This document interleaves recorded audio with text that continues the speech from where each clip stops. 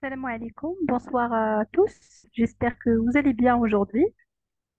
Sinon, l'autre fois, nous avons commencé les 7 principes de l'HACCP que nous avons dit aussi que sont les 7 dernières étapes. Donc, nous avons dit que euh, l'ISO 22000 a rajouté d'autres étapes. Nous avons aujourd'hui, ou bien plutôt aujourd'hui en général, séparément de l'ISO 22000, nous avons 12 étapes de réalisation de l'HACCP. Sinon, le premier principe, donc je vais vous expliquer maintenant les principes d'une façon générale et on va aussi les aborder au niveau des étapes. Le premier principe, c'est, comme on a dit hier, l'identification des dangers et puis l'évaluation des dangers selon une méthode d'évaluation et de cotation de type analyse de risque, tout simplement, évaluation de risque qui se base sur au minimum la probabilité d'occurrence ou bien la fréquence d'apparition de ce risque-là, de ce danger, multiplié par la gravité ou bien la dangerosité de ce danger. Bien sûr, sa dangerosité par rapport à la santé de l'être humain. Et puis, on doit classer, donc, selon les résultats de l'évaluation, classer ces dangers sous forme de dangers qui sont significatifs et dangers qui ne sont pas significatifs. Alors, je vais réexpliquer cette partie parce que, apparemment, comme j'ai vu dans le groupe, il y a quelques ambiguïtés encore. Nous avons quoi, s'il vous plaît? Nous avons l'étape identification d'abord. Donc, la première étape dans le principe, ou bien l'analyse des dangers, il commence par l'identification des dangers.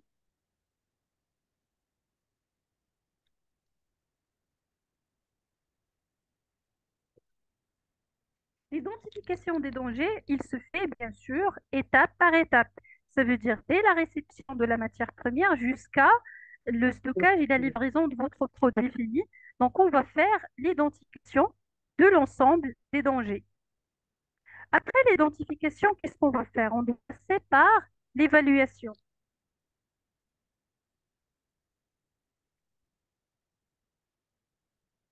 Quel est l'objectif de l'évaluation? L'objectif, c'est pouvoir classer. Donc, vous voyez, identifier, évaluer, classer ou bien classifier. Donc, l'objectif de l'évaluation, c'est de nous donner suffisamment d'informations pour classifier les dangers. D'accord? Alors, on va accorder à chaque danger un niveau de probabilité. Ça veut dire la fréquence d'apparition de ce danger-là, une fois par mois, 2 fois par mois, une fois par semaine. Donc, une fréquence qui se base sur les données historiques de l'entreprise et fois la gravité ou bien la dangerosité. Ça veut dire est-ce que ce danger-là, ou bien à quel degré ce danger-là va atteindre la santé de l'être humain. Est-ce que ça va être mortel? Est-ce que ça va être une contamination qui peut causer, par exemple, une maladie? Et ainsi de suite. Donc, pour chaque danger, je fais la même chose. Donc, j'ai un ensemble de dangers. Je leur accorde un ensemble de voilà, on va voir une méthode, on vous donne des critères, on fait des niveaux pour calculer le niveau de risque. Et par la suite, on doit classifier ou bien classer les dangers selon 2 catégories. Alors, catégorie 1, je peux mettre comme ça, pardon, ce sont les dangers non significatifs.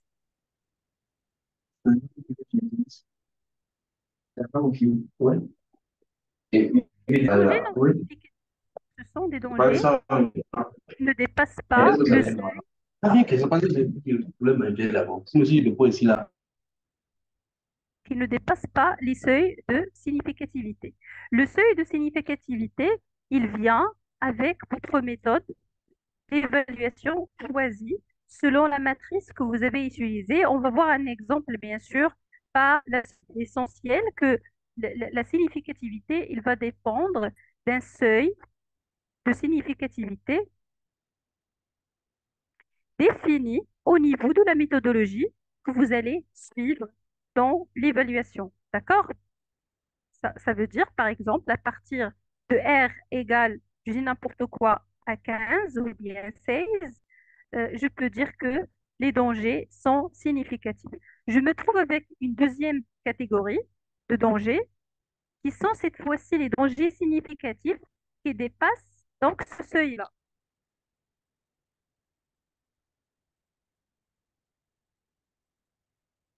Alors, les dangers significatifs qui dépassent le seuil, ils nécessitent des mesures de maîtrise. Donc, je vais mettre en place des mesures de maîtrise. Pour ceux qui ne sont pas significatifs, les PPH et les PRP sont suffisants. Je vais écrire ici PRP et bonne pratique d'hygiène suffisants. Pourquoi ils sont suffisants? Parce que le niveau de risque il n'est pas très élevé, le danger il n'est pas élevé, il n'est pas très probable, il n'est pas très dangereux. Par contre, pour les dangers significatifs, on doit renforcer la maîtrise. Renforcer la maîtrise, ça veut dire en plus des PRP et des BPH, on doit mettre en œuvre des mesures de maîtrise.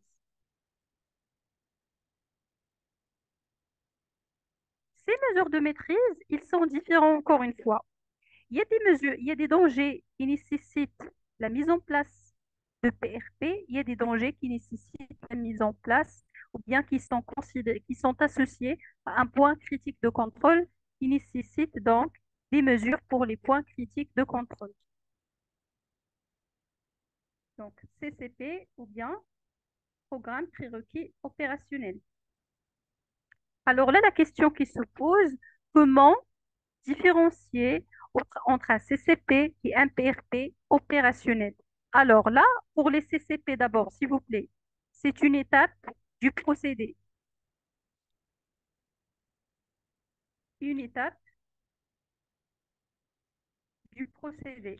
Ça veut dire une étape qui fait partie du diagramme de fabrication de votre produit. Alors, le PRPO, non, le PRPO n'est pas une étape qui fait partie du programme, pardon, du diagramme de fabrication de votre produit ou bien des procédés de votre produit. Donc, le PRPO, c'est une activité connexe. C'est une activité qui est associée à un PRP, à des bonnes pratiques d'hygiène, mais renforcée sur euh, un élément ou bien une étape qui représente un danger significatif. Donc, les PRPO, ils viennent pour renforcer tout simplement les PRP. Donc là, je vais utiliser notre couleur pour...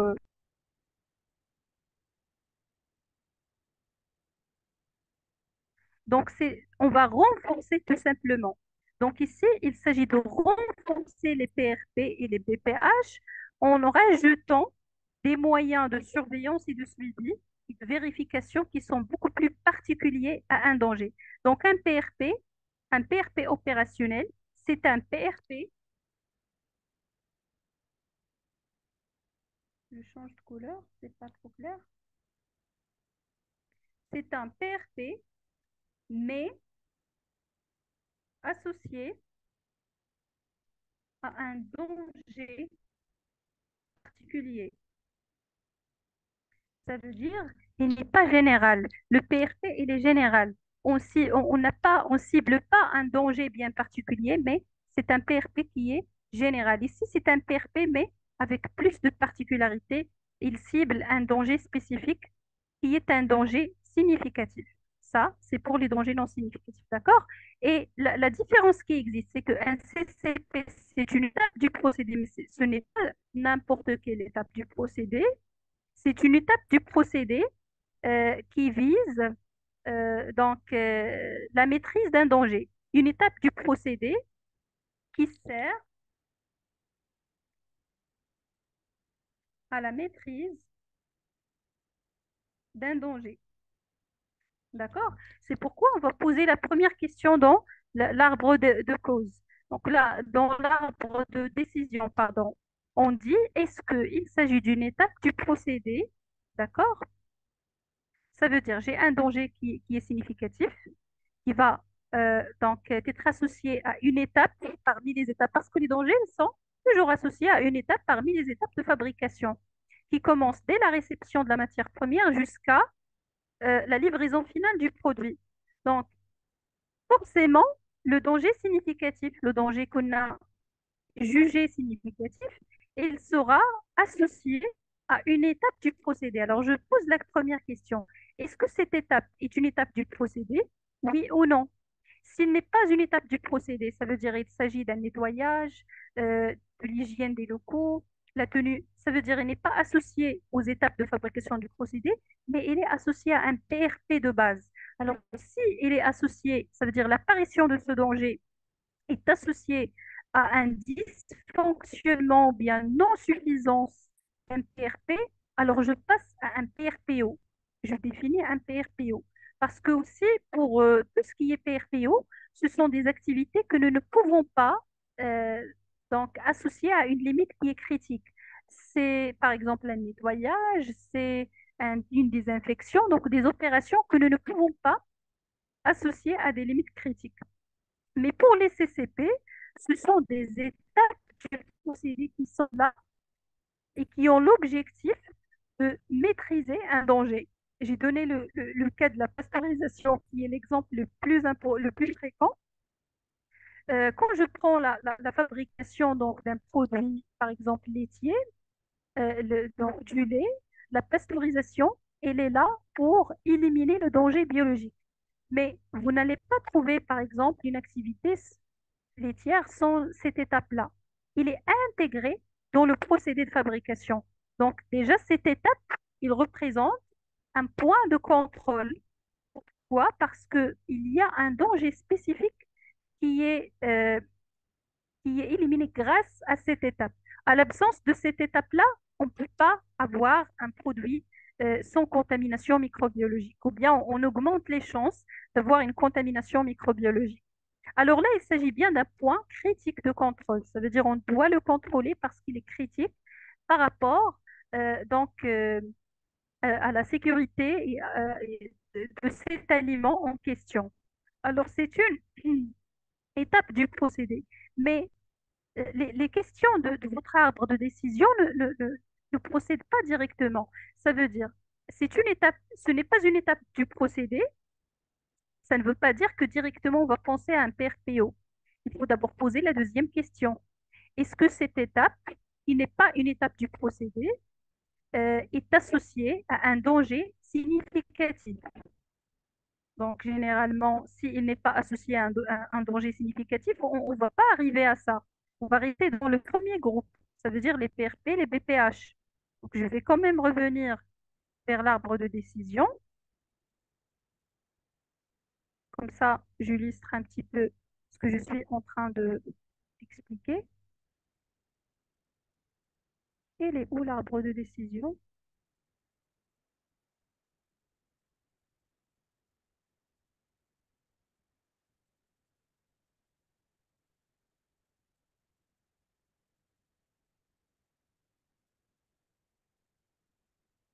Oups, voilà. Donc, j'ai dit que déjà, la première question, elle est claire, s'il vous plaît. Je pose la question, est-ce que c'est une étape qui fait partie du procédé, mais elle est là juste pour maîtriser un danger spécifique? Si je parle par exemple de l'étape filtration euh, de l'eau qu'on va utiliser dans une opération. Donc, cette filtration, elle fait partie du procédé. Elle est déjà dans le diagramme de fabrication. Mais c'est une étape qui est là juste pour maîtriser un danger qui est le danger physique. Ça veut dire s'il y a des intrus, s'il y a des corps étrangers, on les fait filtrer et on les élimine. Automatiquement, il s'agit d'un CCP. Sinon, on ne peut pas dire qu'automatiquement c'est un PRPO, mais il faut poser la question, est-ce que cette étape est associée à la maîtrise d'un danger significatif? Parce que j'ai fait l'analyse de danger. Donc déjà, comme j'ai dit, si il ne s'agit pas d'un danger significatif qui ne dépasse pas le seuil, alors automatiquement, il suffit d'appliquer les PRP et les BPH. Ils sont suffisants dans ce cas.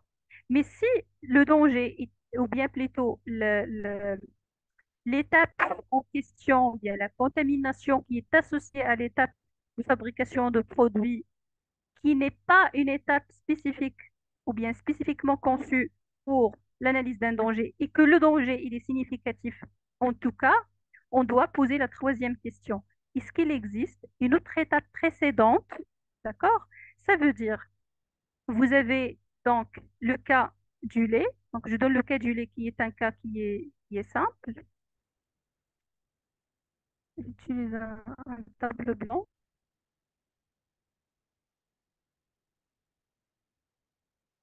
Ici, par exemple, on peut avoir une étape pasteurisation.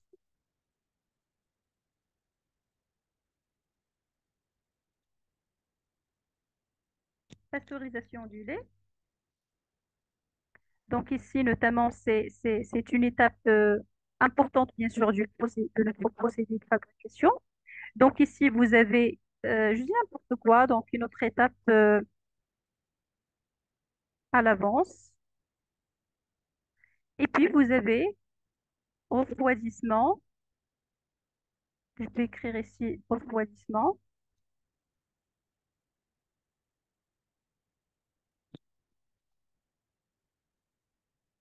Et par la suite, emballage et tout ça. Donc l'essentiel pour moi, c'est juste de vous illustrer les choses. Alors pour la première question, j'ai un danger, d'accord? Et ce danger, il se situe ici.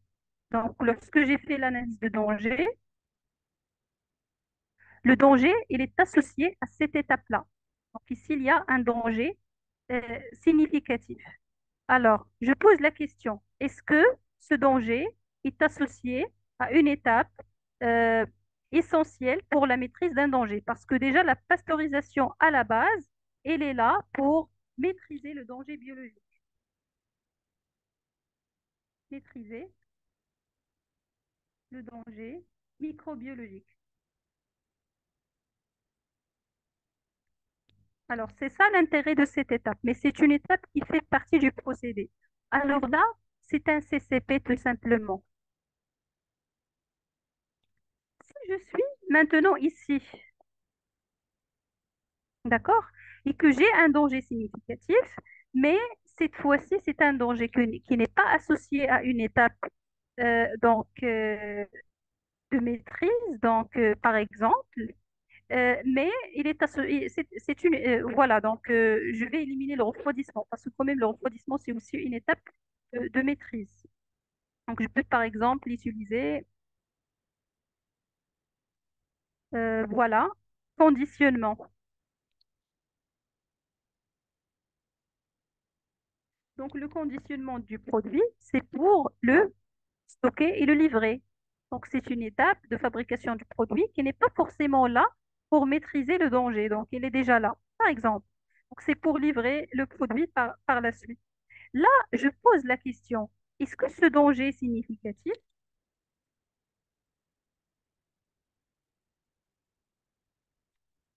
est associé à cette étape particulière? Ça veut dire, est-ce que la raison, ou bien plutôt, pardon, la cause de ce danger-là, il est associé à cette étape en question? Ça veut dire directement à l'étape conditionnement. Une contamination externe par les emballages ou bien tout autre matériau en contact avec le produit. Alors, dans ce cas, je vais parler directement puisque ce sont des dangers significatifs, je vais penser directement à un PRPO dans ce cas, parce que le danger, il a une relation avec cette étape. Mais je dois, avant de prendre cette décision, d'accord? Donc, avant de prendre cette décision,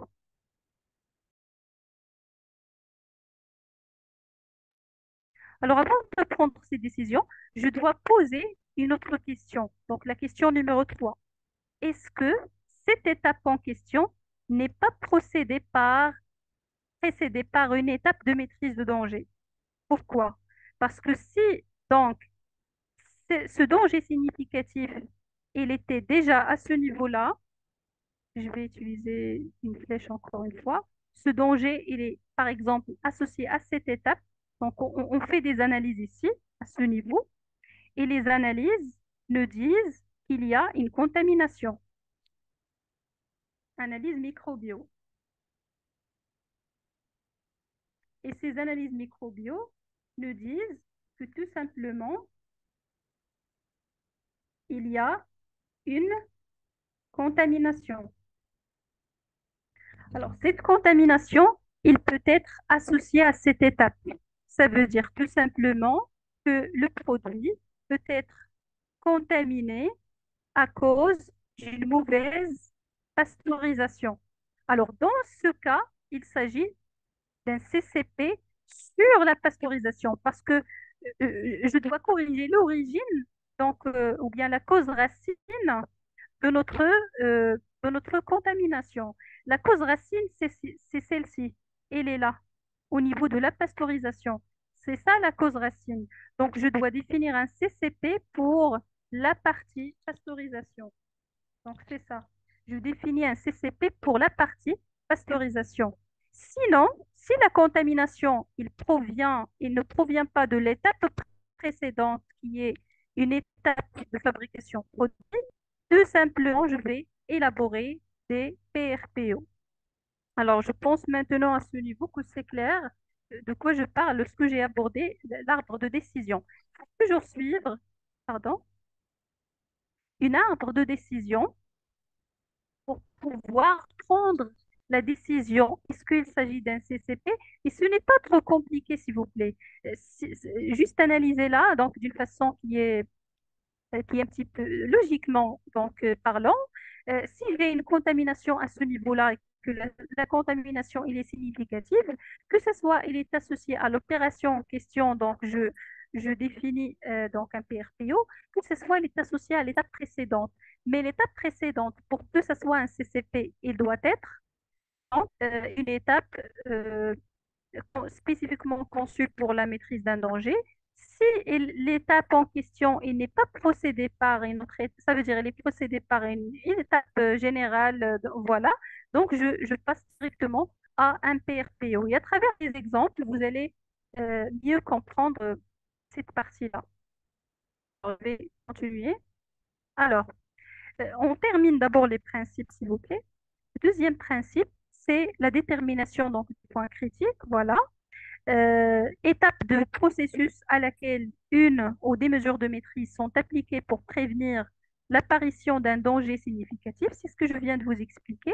Utiliser une arbre de cause et une arbre de décision qui se base sur les résultats de l'évaluation afin de définir les différents CCP et puis fixer des limites critiques pour les CCP. Donc déjà pour les CCP, c'est toujours important d'associer avec une limite critique. Ça veut dire fixer des limites du danger tout simplement qui peuvent vous montrer, quand vous faites la surveillance de la limite critique, vous faites le suivi de la limite critique, qui vous dit est-ce qu'on est sur le bon chemin ou bien il y a une déviation. Je pilote. Je pilote par exemple, si je parle d'une température, donc la température par exemple, la limite critique c'est euh, 2 degrés C. Notamment, on ne doit pas être plus que ça. On ne doit pas dépasser ces températures. Une fois que les paramètres de la surveillance me disent qu'on a dépassé le seuil, ou bien la limite critique, directement, on va dire que on a le risque de développement de ce danger-là. Notamment s'il s'agit de, parce que toujours la température, il est associé généralement à la contamination microbienne bien, par des micro-organismes. Dès qu'il y a un problème de température, alors je comprends que j'ai le risque élevé d'avoir un développement pas d'une bactérie parce que la prolifération, euh, l'existence d'une bactérie parfois n'est pas associée à quelque chose qui provient de l'extérieur, mais c'est à cause des conditions.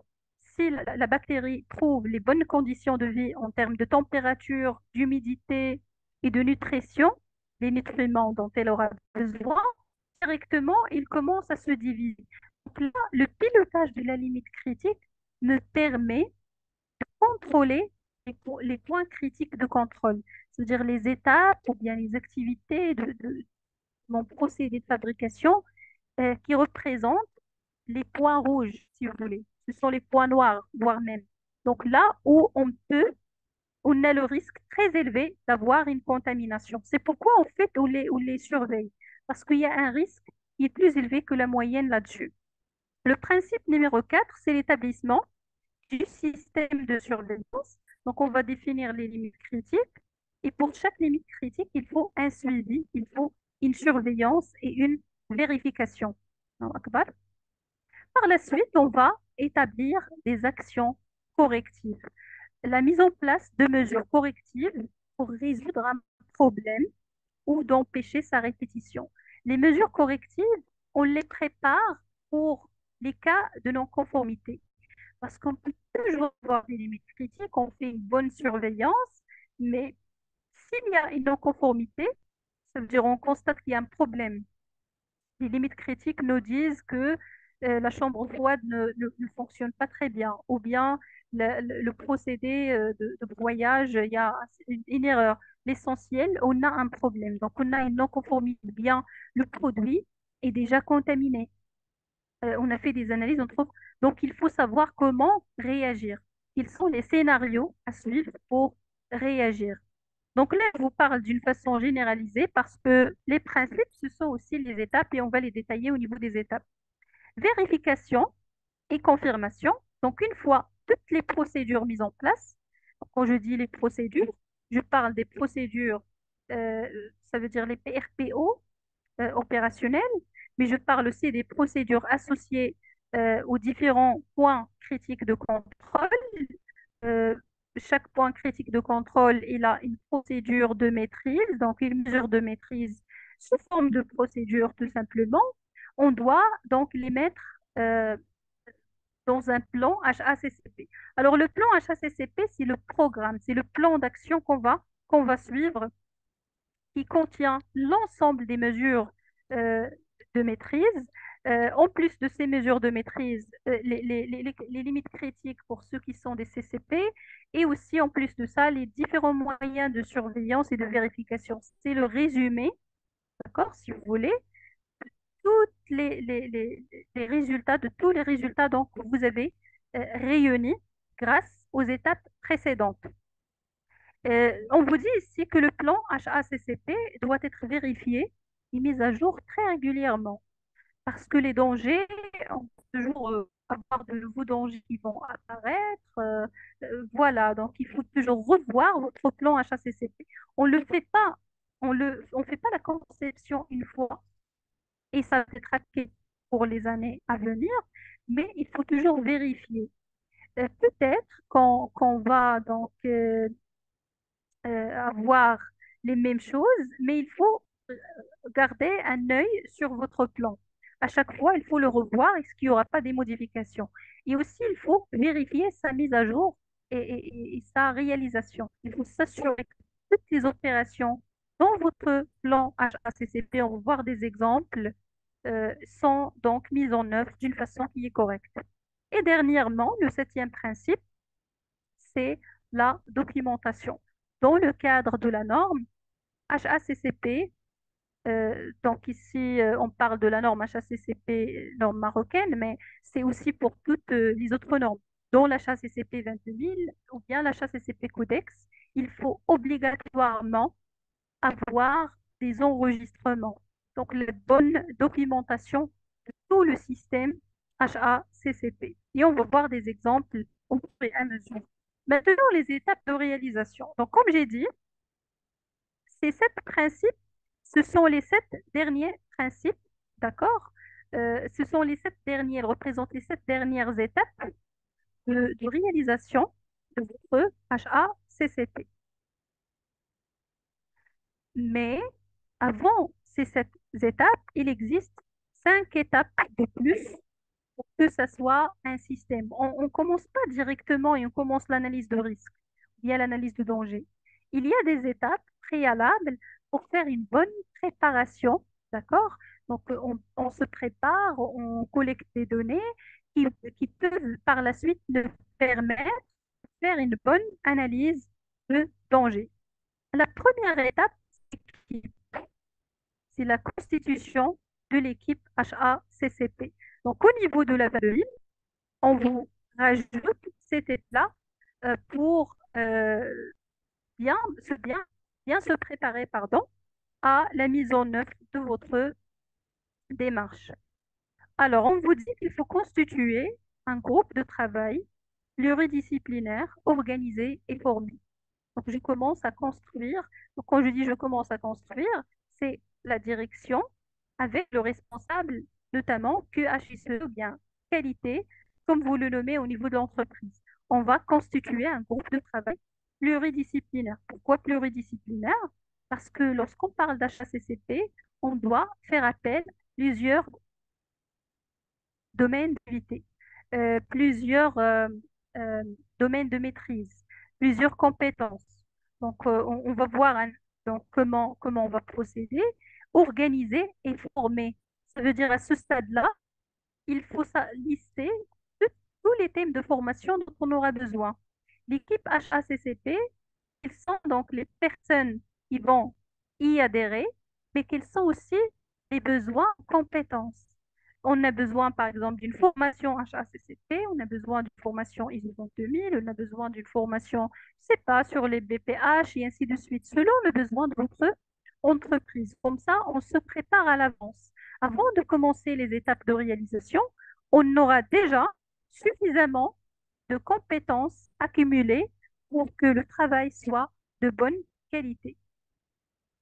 Dans la norme, on vous aborde la constitution de l'équipe au niveau du chapitre 5.3. Alors ça, c'est très important.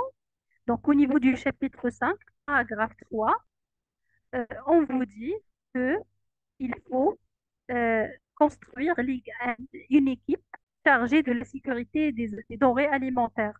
C'est juste une autre terminologie. La norme ISO 14001, pardon, ISO 22018, il utilise cette nomination. Équipe HACCP, pour la norme, c'est l'équipe chargée de la sécurité des denrées alimentaires. Mais ça reste la même chose. Là, le chapitre 5, c'est le chapitre leadership. Le chapitre leadership, c'est le chapitre qui met l'accent sur la responsabilité de la direction. On va revenir vers ça dans le module ISO 22000.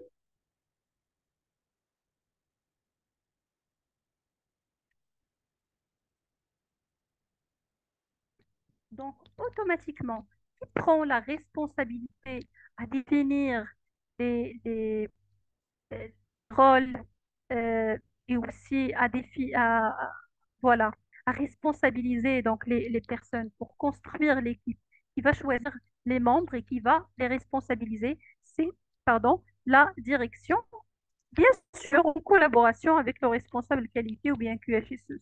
Ça dépend de la nomination que vous donnez au responsable qualité ou bien autre. Alors là, le leadership, c'est toujours, il met l'accent sur la responsabilité de la direction.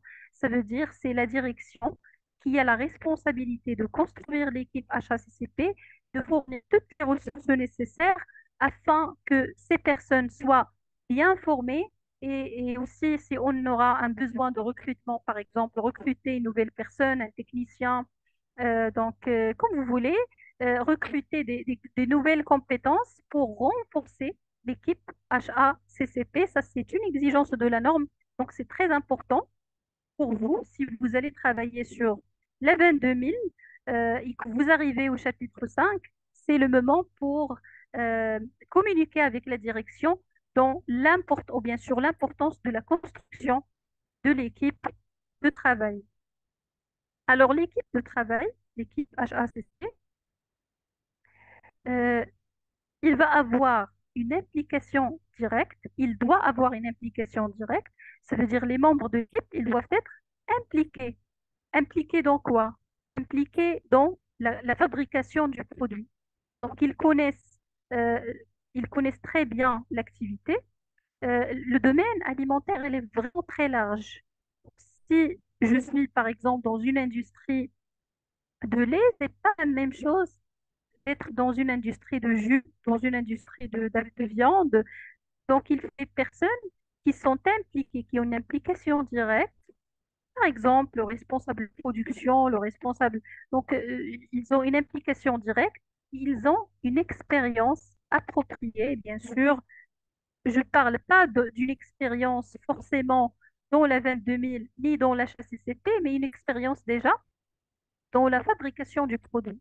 Parce que, s'il vous plaît, pour pouvoir identifier les dangers associés à la fabrication d'un produit, il faut déjà maîtriser les étapes de réalisation de ce produit. Bien comprendre comment ça fonctionne, les équipements, euh, les procédés, les processus. Donc, une bonne implication et aussi une bonne expérience. La direction est toujours impliquée par une volonté et un engagement. La direction, il doit surveiller, constituer l'équipe, responsabiliser les personnes, fournir les ressources. Donc, il est toujours engagé. Vous pouvez avoir, par exemple, un représentant de la direction avec vous dans l'équipe. Il soit toujours au courant des nouveautés et de l'avancement de votre plan HACCP. Notamment, les participants en interne, vous pouvez avoir le responsable qualité, ça c'est obligatoire. Pas mais bon, je peux dire que c'est logique. Le responsable qualité, parce que c'est lui qui va travailler sur toute la démarche et d'ailleurs, c'est lui aussi qui va être notamment le responsable ou bien le coordonnateur. Le responsable production, pourquoi? Parce que le responsable production, bien procédé, il maîtrise le procédé de fabrication du produit, il connaît l'équipement, donc il connaît les étapes de réalisation du produit, plus les autres. Selon le besoin, vous pouvez avoir le responsable laboratoire, par exemple, ou bien le technicien du laboratoire, lui aussi, laboratoire, parce que c'est lui tout simplement qui maîtrise les analyses. Pas forcément, si je suis un responsable qualité, je dois maîtriser tous les analyses microbiologiques et les protocoles et tout ça. Donc, vous pouvez intégrer, selon le besoin, le responsable laboratoire ou bien un technicien laboratoire avec suffisamment d'expérience qui peut vous assister ou bien qui veut vous assister au CERN, l'analyse de données et tout ça. Les achats, pourquoi les achats? Parce que c'est l'achat de la matière première. Alors les gens qui font partie de l'équipe des achats, un responsable par exemple, il est en contact avec cette étape-là. Et c'est une étape aussi primordiale. C'est une étape de aussi causer la contamination du produit ou bien causer des dégâts sur le produit. Donc les achats, pas forcément, mais selon le besoin, bien sûr.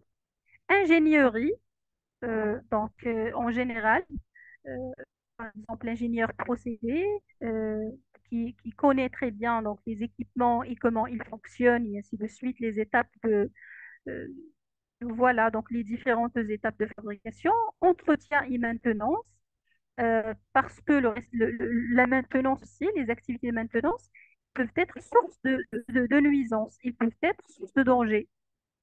Donc peut-être on aura besoin, selon le cas, de leur expérience et de leur connaissance afin de bien maîtriser cette activité-là, de telle sorte que les activités de maintenance ne seront pas une source de danger et de contamination.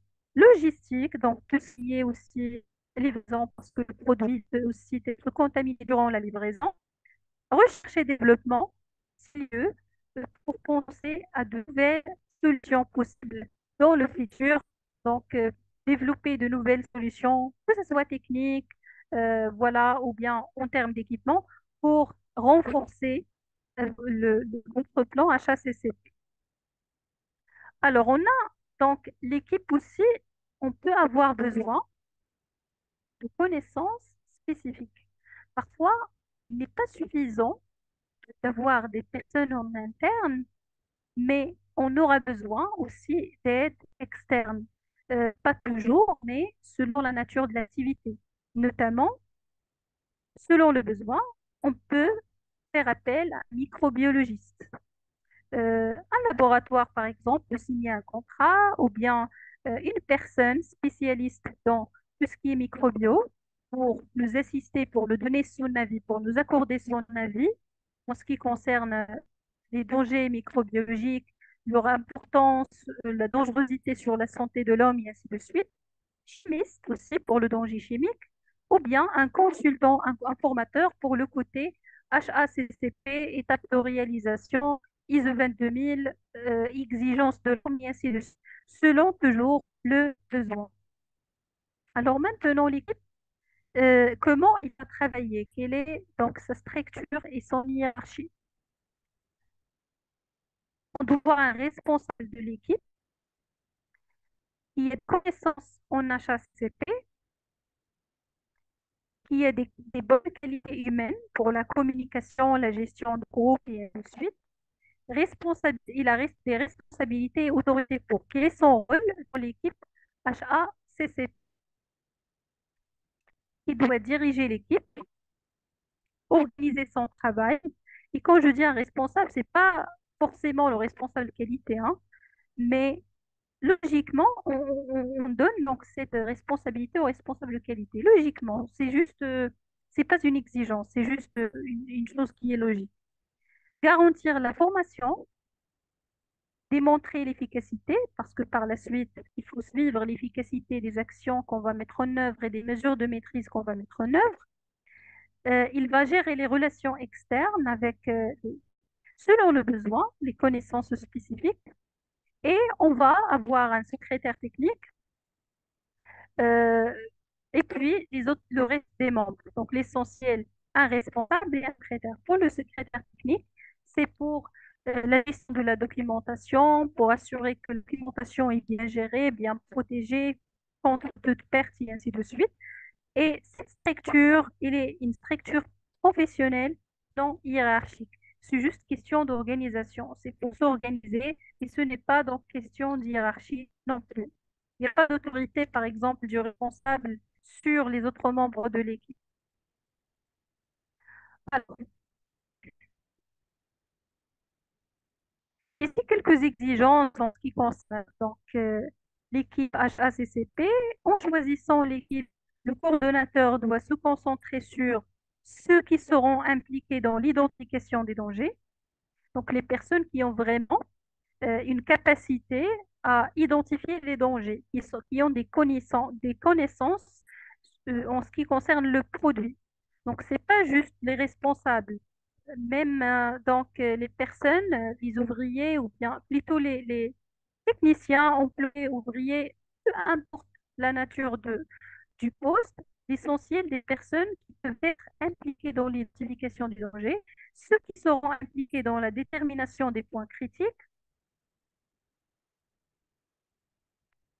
euh, pour la maîtrise, ceux qui surveillent donc les points critiques. Il faut aussi savoir qui va surveiller par la suite les points critiques, qui va faire le suivi, par exemple, des températures ou bien pression et ainsi de suite. Ceux qui vérifient les opérations au point critique et ceux qui examineront les échantillons et procéderont aux vérifications. C'est-à-dire tout simplement pour chacune des étapes de l'HACCP, il faut bien définir clairement les responsabilités. D'accord? On peut même, donc la direction peut même procéder à une actualisation, bien le responsable qualité, une actualisation des fiches de poste. Parce que cette démarche, il vient avec de nouvelles responsabilités qu'on va intégrer dans les fiches de poste du personnel concerné ou bien impliqué.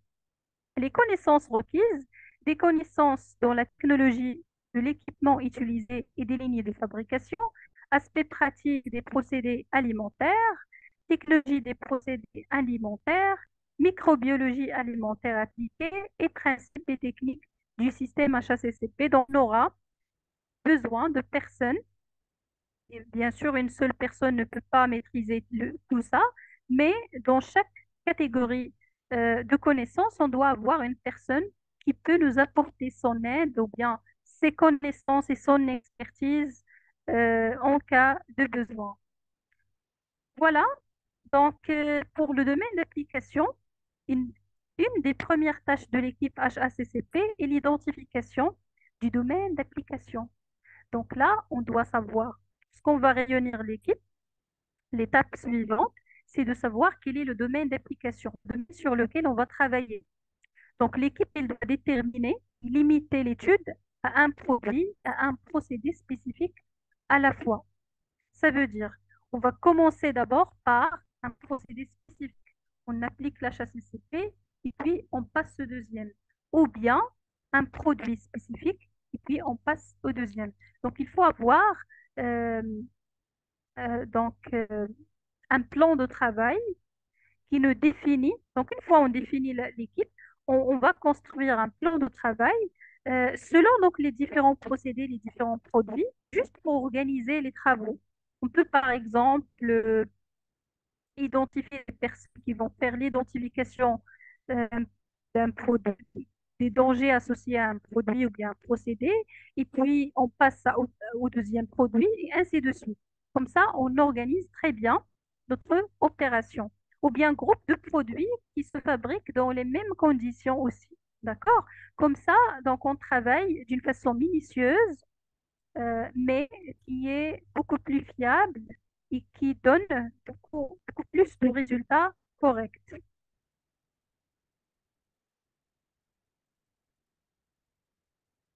Donc ça, c'est juste donc des informations supplémentaires en ce qui concerne l'équipe, donc les membres de l'équipe. Pas la peine donc de...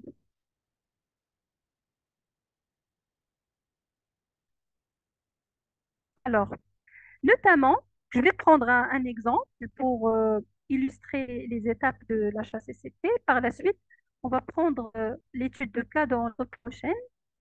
Si on termine bien sûr les étapes aujourd'hui, une usine de production du jus d'orange, notamment, s'il vous plaît, notez bien que l'exemple, ce n'est pas donc le produit qui nous intéresse ici, c'est pas c'est quoi le produit, mais comment se représentent typiquement les étapes de l'HACCP. D'accord? Le principe général, ou bien le principe que nous pouvons appliquer à d'autres cas. D'accord? Et on va voir dans la partie notamment restauration et dans l'autre étude de cas par la suite qu'il s'agit bien des mêmes étapes, mais euh, bien sûr, il faut spécifier ça à votre produit. Mais l'essentiel d'abord, c'est d'accroître, ou bien plutôt d'acquérir, pardon, les étapes essentielles, euh, les outils essentiels et généraux. Comme ça, vous pouvez l'appliquer à n'importe quel autre domaine. Notamment ici, il s'agit bien de la définition de l'équipe HACCP pour une usine de production de jus d'orange. Nous avons le responsable qualité, c'est lui qui va être responsable de l'équipe de la sécurité des denrées alimentaires, ça veut dire la mise en place et veille sur le système tout entier, la 20 000, y compris la HACCP. La vérification des CCP, les PRP opérationnels et les PRP. Donc, c'est le responsable qui doit faire la supervision de tout. C'est lui qui doit voir est-ce que les exigences de la norme et les exigences de la CCP sont bien respectées et conformes. Contrôleur qualité avec une assistante direction avec le responsable hygiène, sécurité et environnement. Leur rôle, c'est la mise en place, en collaboration avec le responsable, la mise en place donc, et l'analyse de l'analyse des dangers, système de traçabilité, vérification des points de contrôle, les PRPO et PRP. Ça veut dire ici, on a une équipe de travail qui, qui est constitué d'un contrôleur, d'une assistante, d'un responsable HSE, avec le responsable qualité. Et cette équipe de travail, il va faire la mise en place des CCP, des PRP, l'identification des dangers, et puis la mise en place et la vérification donc, des mesures de maîtrise. D'accord? Donc là, on a le rôle du responsable, du superviseur, et on a les personnes qui exécutent directement les différentes étapes de réalisation donc, de notre méthode HACCP. Nous avons par exemple, dans ce cas particulier, un superviseur HSE mis en place en collaboration avec l'équipe sécurité des denrées alimentaires. Alors, l'équipe sécurité des denrées alimentaires, comme j'ai dit, dans la norme, c'est l'équivalent de l'HACCP tout simplement. Donc, c'est lui qui supervise les PRP. Pourquoi? Parce que nous avons vu que les PRP, ce sont des bonnes pratiques d'hygiène. Alors, le responsable HSE, hygiène, sécurité, environnement, logiquement, c'est lui qui est responsable de tout ce qui est nettoyage, gestion des déchets, lutte contre les nuisibles. Vous voyez pourquoi il est important de le faire intégrer dans l'équipe HACCP. Toujours dans ce cas, méthodiste production, boisson et chef de ligne de boisson. Mise en place en collaboration avec l'équipe, les manuels opératoires. Pourquoi? Parce que pour pouvoir décliner, donc vous avez un ensemble de mesures de maîtrise, d'accord, qu'on va définir. Mais déjà, pour les définir, il nous faut, comme nous avons dit tout à l'heure, des connaissances sur les procédés. On va faire l'identification de danger, mais on doit communiquer, on doit voir l'implication de la partie production. Euh, pour le diagramme, pour aussi comprendre les différentes étapes, les équipements. Et ce n'est pas juste pour l'identification, mais aussi pour la mise en place, pour pouvoir décliner les PRPO et les CCP, et donc tout le plan HACCP, vers le niveau opérationnel et les bien intégrer au niveau donc dans notre des activités réelles de l'entreprise. Alors, s'il vous plaît, quelle est la différence entre le responsable qualité et le contrôleur qualité? Alors, tout simplement, le contrôleur qualité, il va réaliser des opérations de contrôle. Donc, pour lui, ses activités, ils sont beaucoup plus opérationnelles. Donc, il fait le contrôle qualité. Et effectivement, il prend les échantillons, il fait le contrôle, les différentes analyses qu'on va faire sur le produit, des analyses microbiennes, par exemple, ou bien autres. Contrôler la qualité du produit. Donc, c'est une opération pratique. Le responsable qualité, quant à lui, c'est tout ce qui est management, gestion. Le responsable qualité, c'est la définition des plans, c'est l'organisation du travail, c'est le rôle du responsable. Donc, c'est plutôt dans l'ordre de la gestion et non pas de la pratique. Je vous donne un exemple. Le responsable qualité, il définit par exemple un plan de contrôle et de surveillance.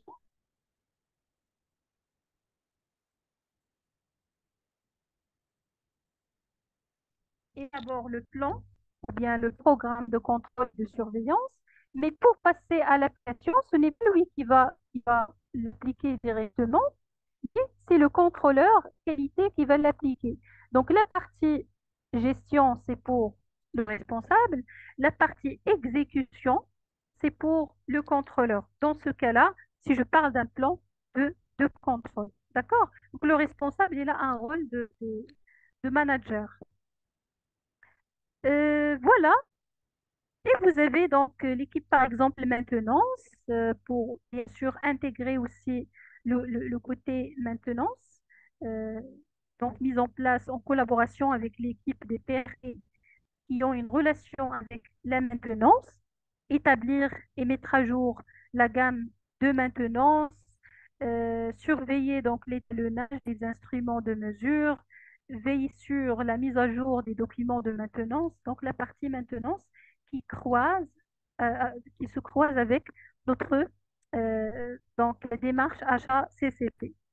Et le responsable, donc GDS, mise en place en collaboration avec l'équipe de tout ce qui est PRP en relation avec le transport, le stockage, matières premières et ainsi de suite.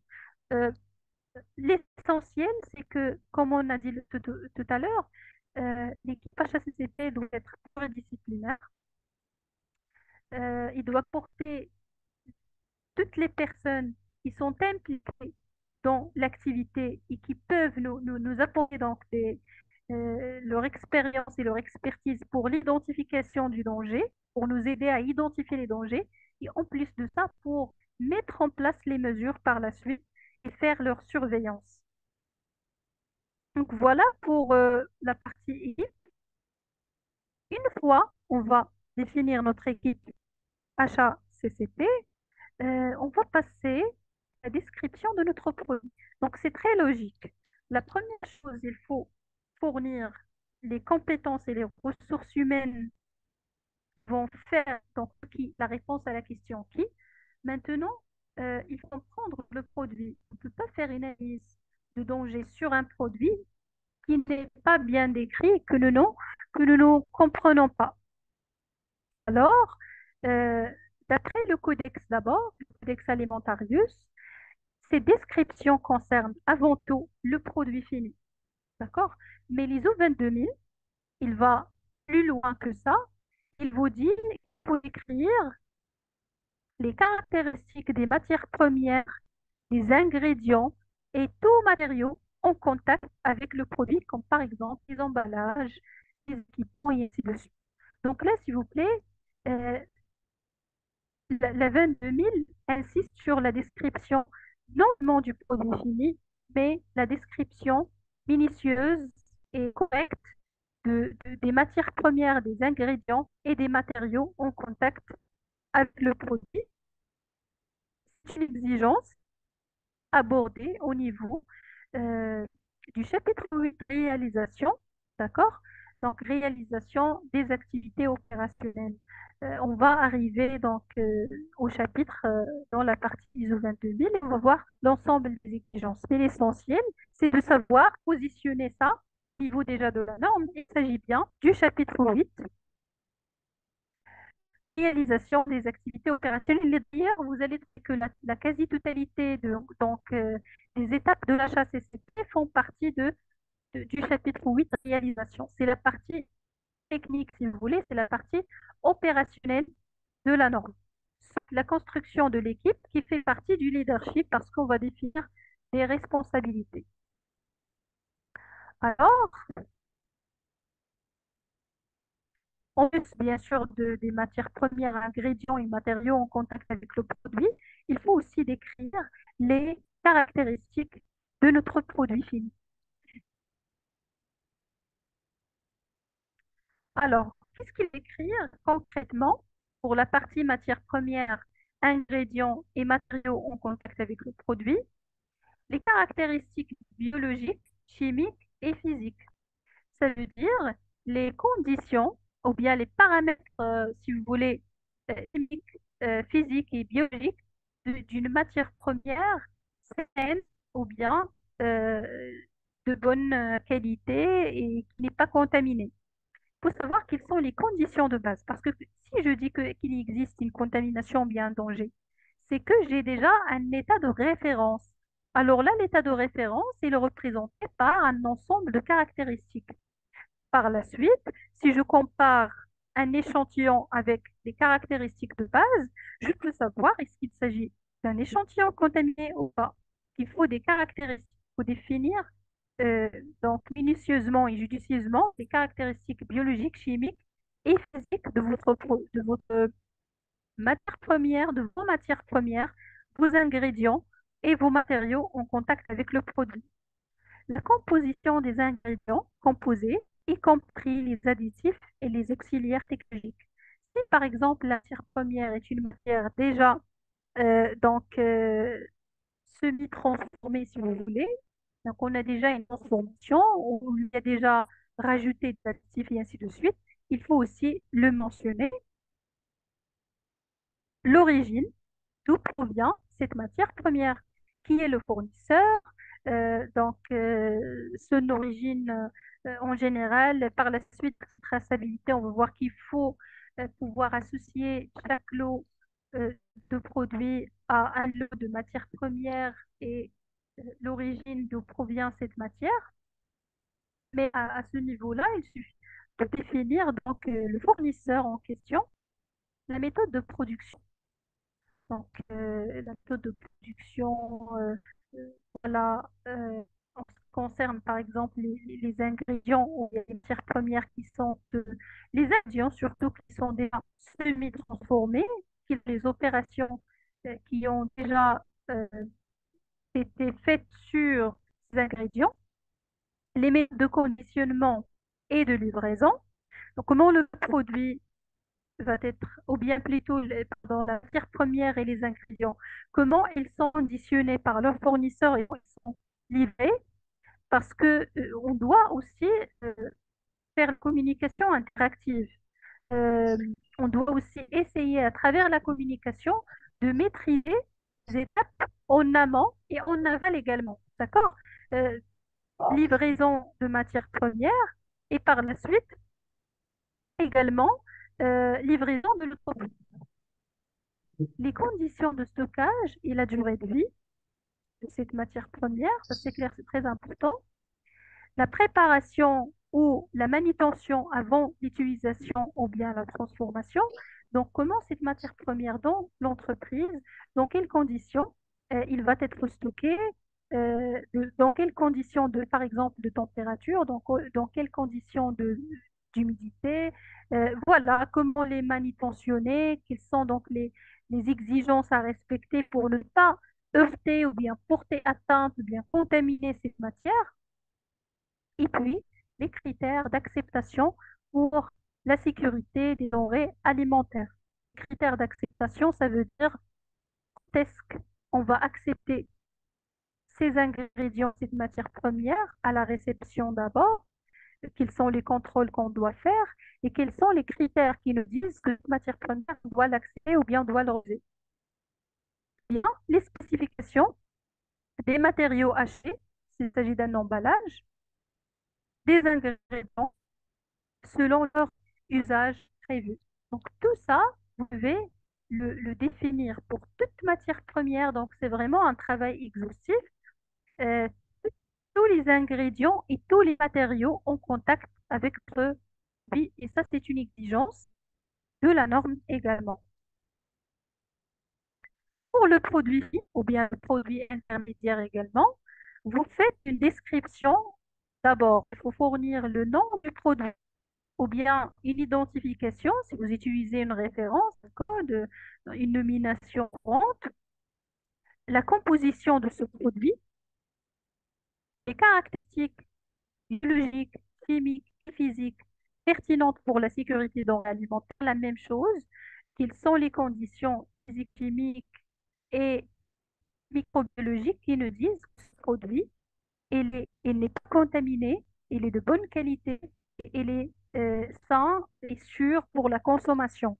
D'accord. On doit définir ces informations non seulement pour le consommateur, pour le protéger et pour qu'il lise donc les données, ça c'est très important, mais aussi pour nous en interne de l'entreprise pour pouvoir détecter toute contamination possible sur les produits finis. La durée de vie et les conditions de conservation prévues et le type de conditionnement de ce produit avant sa livraison. Je vais revenir vers l'exemple de tout à l'heure, le cas donc du jus d'orange, parce que c'est un exemple facile. Donc, je vais vous illustrer les étapes. Ici, par exemple, les ingrédients du jus d'orange, bien sûr commercialisé. Le sucre liquide, vous avez ici une petite description. Le sucre liquide, saccharose produit par l'unité de sucre liquide fabriqué à partir de sirop décoloré issu de la raffinerie de sucre. Il va subir une déminéralisation. Donc, les étapes, comme on dit, les étapes de... Pardon, donc je vais revenir un petit peu ici. La méthode de production, voilà, de l'ingrédient. La méthode de production. Donc, il va suivre une déminéralisation parce que généralement, dans les industries de jus d'orange, on fait la déminéralisation pour, voilà, euh, adoucir, ou bien c'est l'adoucissement du produit qui va permettre tout simplement d'obtenir des sirops de sucre, de glucose qui sont très purs, et qui sont donc utilisés par la suite pour la fabrication d'un ensemble de types de produits alimentaires. Sinon, c'est aussi question de décoloration. Donc, on fait la déminéralisation pour décolorer, pardon. Et donc, on combine en fait la déminéralisation avec la décoloration pour avoir euh, du sirop qui est apte à l'utilisation, qui est incolore et qu'on peut utiliser par la suite comme ingrédient de fabrication de jus d'orange.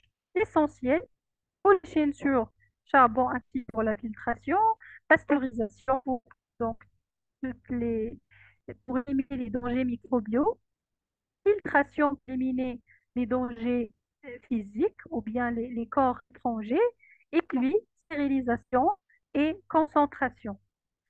L'idée, c'est quoi? Bien sûr, moi, ce n'est pas le jus d'orange qui m'intéresse, mais c'est l'idée générale. Ça veut dire que pour décrire les ingrédients de notre produit, il faut d'abord savoir si cet ingrédient a déjà subi des étapes qui sont préalables, parce que la contamination, ou bien le problème, il peut prévenir de l'une de ces étapes tout simplement. Si j'utilise du sucre liquide, du sirop qui est déjà contaminé dans l'une de ces étapes de préparation, alors que le produit il va être contaminé. Donc, il faut maîtriser aussi cette partie-là. Et j'élabore donc une fiche que je vais garder dans mon dossier de l'HACCP qui fait la description donc de ce produit-là, ses caractéristiques et ainsi de suite.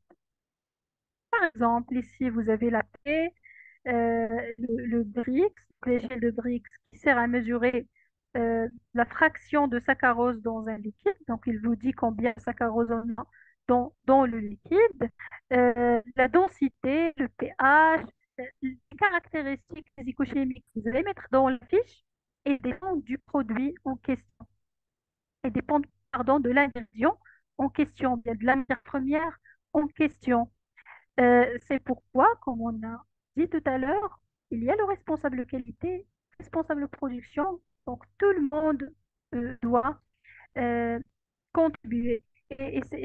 Ces caractéristiques déjà, vous pouvez les trouver dans les bonnes pratiques de fabrication également. Donc les manuels de notre activité en général.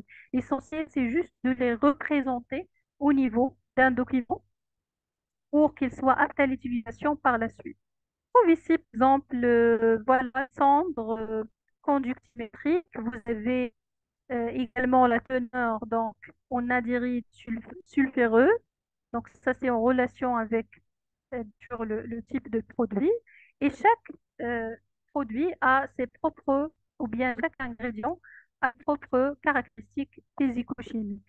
Les caractéristiques microbiologiques et puis les caractéristiques en termes de granulométrie comme l'aspect, l'odeur, le goût, la couleur. Alors, l'idée, c'est quoi? L'idée, c'est que avant de fabriquer ou bien concevoir les fiches de description des ingrédients ou bien des produits, ou bien des matériaux en contact avec le produit, il faut qu'il HACCP, bien sûr, les denrées alimentaires se réunissent, on se regroupe et on commence d'abord à faire une liste de tous les ingrédients, les matières premières, euh, les emballages, ou bien les matériaux en contact avec le produit. Et on doit euh, définir tous les paramètres pour chacun. Je prends ingrédient par ingrédient et je cherche pour nous dans cette activité quels sont les paramètres essentiels qui reflètent la qualité de notre produit, ou bien la qualité de cet ingrédient. Notamment, dans un cahier de charge, lorsqu'on va demander une matière première, dans le cahier de charge, on a des conditions sur la qualité, la sécurité en relation avec cette matière. Donc, pour le fournisseur, il y a un ensemble de paramètres qu'il doit respecter pour que cette matière soit acceptée par notre entreprise. Alors, ces paramètres, ce sont les paramètres qu'on doit réunir dans notre fiche de description. Même chose, par exemple, ici, le deuxième ingrédient, c'est la pulpe d'orange. Donc, vous avez aussi des caractéristiques physico-chimiques en relation avec l'acidité. Voilà, donc le pH et ainsi de suite. Les caractéristiques microbiologiques et puis les caractéristiques organoleptiques, donc la couleur, texture notamment. Pour la couleur notamment, il doit être jaune. Voilà, la texture est une consistance homogène dont les éléments constituent sont répartis également. Donc, c'est indiqué dans les bonnes pratiques de fabrication.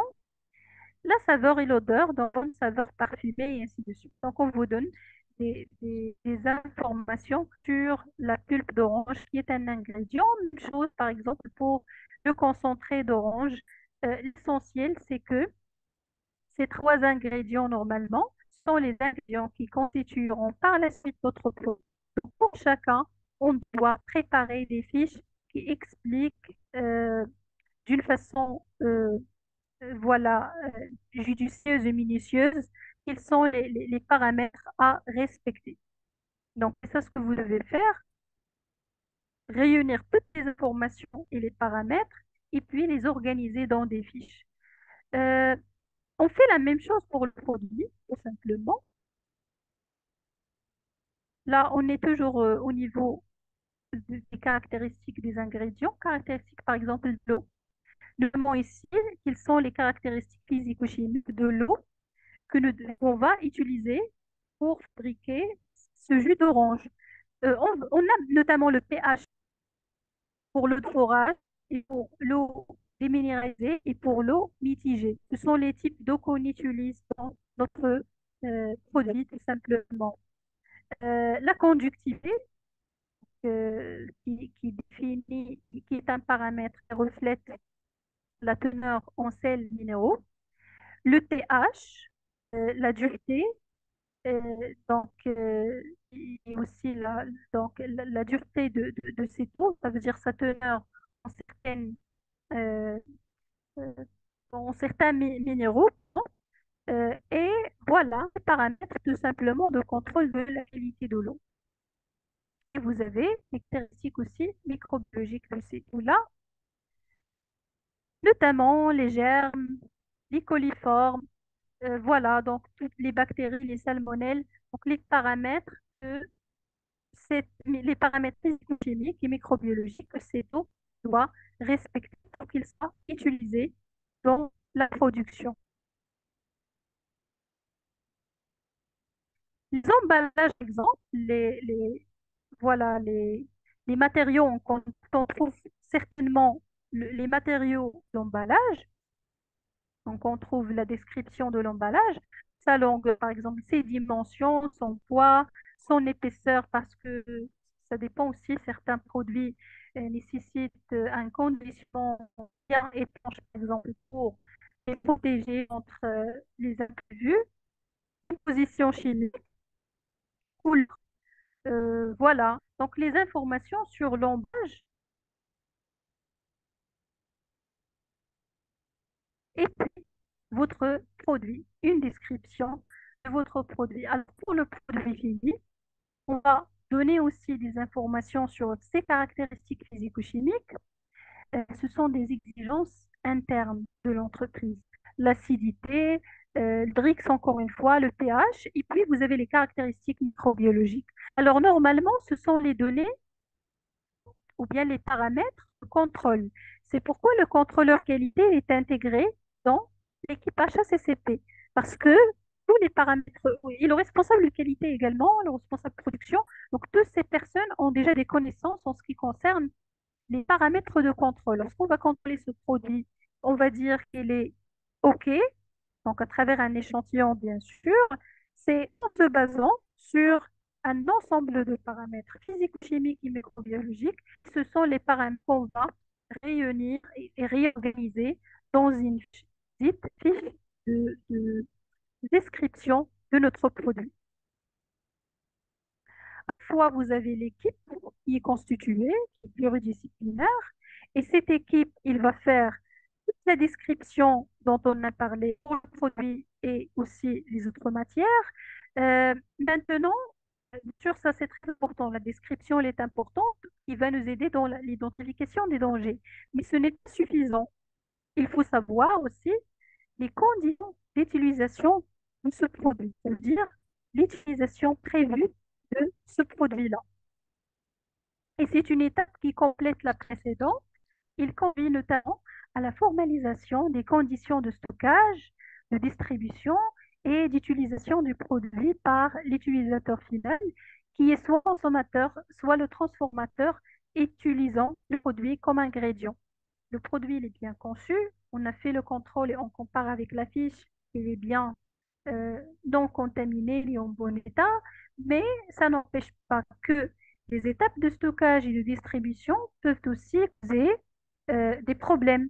Donc, il faut les personnes ou bien les entités chargées du stockage, de la distribution ou bien même le consommateur qui va consommer le produit, ou bien celui qui va l'utiliser pour une transformation alimentaire, industrielle, il faut leur définir les bonnes pratiques à suivre pour laisser le produit dans son état correct, euh, sans qu'il soit contaminé durant le stockage, sans qu'il soit utilisé dans des mauvaises conditions.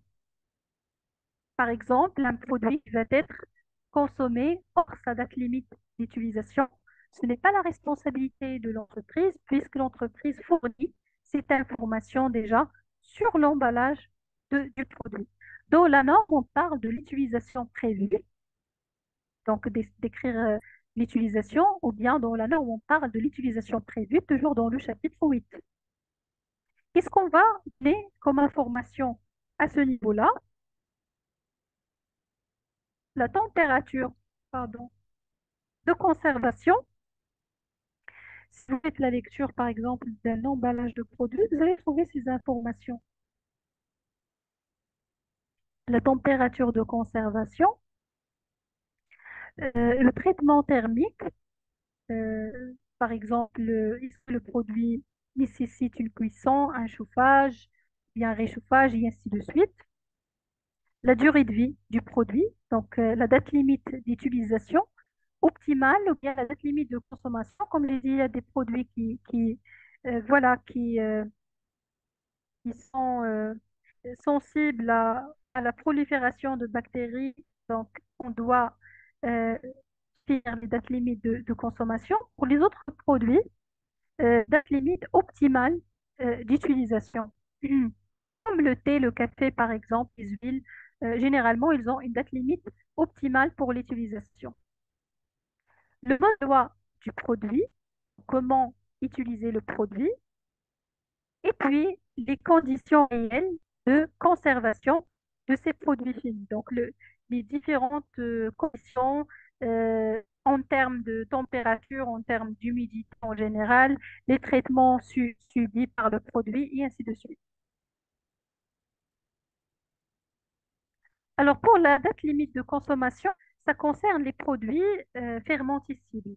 Par exemple, si je prends un pot de yaourt et un paquet de chocolat, ou bien un paquet de café, par exemple. Donc, le yaourt, après un certain temps, parce qu'il contient des additifs qui conservent la qualité du produit, bien sûr, si je prends donc le pot de yaourt, après un certain temps, il ne va pas être apte à la consommation. Il va être contaminé par des bactéries, donc euh, il, il est fermentescible, quoi. Il y a de développement avec le temps de bactéries, de micro-organismes. Pour le café, par exemple, non. Pour le café, c'est un produit qui ne développe pas euh, donc, une fermentation ou bien une contamination bactérienne. Mais avec le temps, il peut perdre ses qualités. Donc, la date limite de consommation, c'est une date à partir de laquelle il ne faut plus consommer le produit. Parce que, effectivement, ou bien plutôt directement, il va causer des problèmes sanitaires. Et voilà. Cette limite optimale d'utilisation, c'est juste un conseil de plus que ce produit-là, il vaut mieux le consommer avant la date définie. Il vaut mieux l'utiliser avant cette date.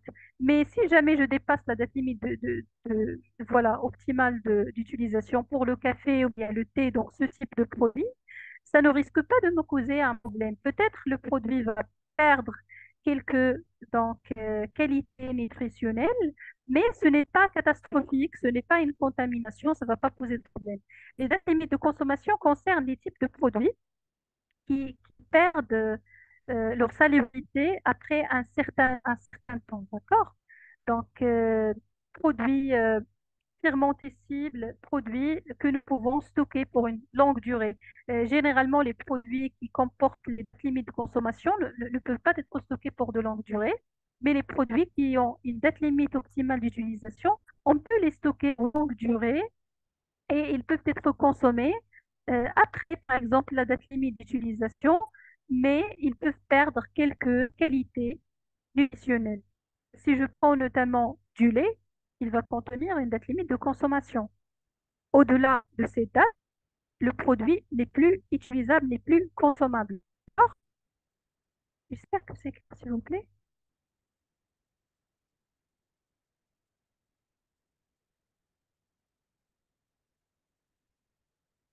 Sinon, voilà donc les différentes descriptions de notre produit. On prend le cas, encore une fois, du jus d'orange. Utilisation prévue. Le jus d'orange est destiné pour toutes les catégories de population. Si, s'il vous plaît, mentionnez si, par exemple, votre produit contient une matière, voilà, qui cause une allergie. D'accord? Ou bien est-ce que ce n'est pas bien pour une catégorie de personnes? Il n'est pas, par exemple, à consommer par une partie de la population qui a une certaine maladie. Il faut, s'il y a des alertes à dire, donc il faut le mentionner. Alors, le jus d'orange est destiné pour toutes les catégories de population. Il est utilisé pour le rafraîchissement, donc on peut par exemple l'utiliser directement, on peut aussi l'utiliser pour les préparations culinaires.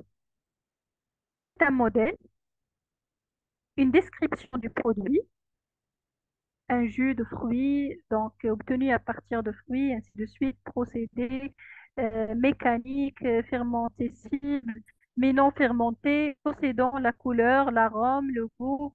Voilà, donc on vous donne une description de votre produit. Euh, le mot que je cherchais tout à l'heure pour la date limite de consommation, ce sont les produits paresseux qui peuvent périr avec le temps. D'accord? Donc, c'est question de produits qu'on peut stocker et qui ne subissent pas une pérition. Et il y a des produits que nous ne pouvons pas stocker pour une durée qui est très longue. Donc, c'est ça le terme que je cherche tout à l'heure. Alors, sinon, matière première et composition de produits finis,